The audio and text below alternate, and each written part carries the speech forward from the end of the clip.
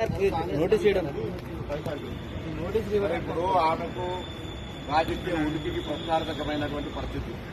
పార్టీలో సొంతంగా లేఖలు రాయడం, దయ్యాలున్నాయని చెప్పడం, లేదా కొత్తగా మళ్లీ తండ్రిని కుటుంబ సభ్యుల నుంచి ఆకర్షితం చేసుకోవడానికో వాళ్ళ ఇంటర్నల్ మ్యాటర్ టీ కప్లో తుఫాన్గా కాంగ్రెస్ పార్టీ భావిస్తారు. ఎందుకంటే పెద్దగా దాన్ని మేము సీరియస్ తీసుకోవాల్సిన అవసరం లేదు.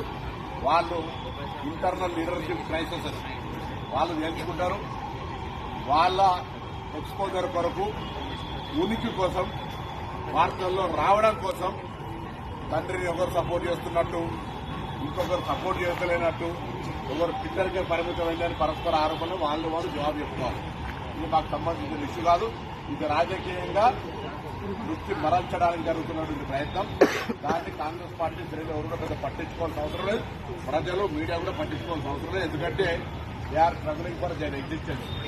వాళ్ళ ఉనికి కోసం వాళ్ళు పోరాడుతున్నటువంటి పరిస్థితి. కాబట్టి మేము ఆ అంశాన్ని సీరియస్గా తీసుకున్నటువంటి ముఖ్యమంత్రి కాదు, ఆయన కాంట్రాక్టర్ అని అనుకుంటే ముఖ్యమంత్రి ఆదేశాల మీద కమిషన్, అది ఘోష్ కమిషన్ ఇచ్చినటువంటి పిలుపు, ఘోష్ కమిషన్ మెగా కిషన్ పిలిపిస్తే కూడా బరాబర్ పిలిపిస్తుంది. కమిషన్ కు వాళ్ళొక ఇండిపెండెంట్ ఎంక్వైరీ కమిషన్ ఎవరిని పిలిచే హక్కు ఉన్నది. వివరించి ఇచ్చినప్పుడు తప్పకుండా వాళ్ళు పిలుస్తారు. ఆ మాట కవిత గారిని ఘోష్ కమిటీకి చేయమని చెప్పి కోరుతారు.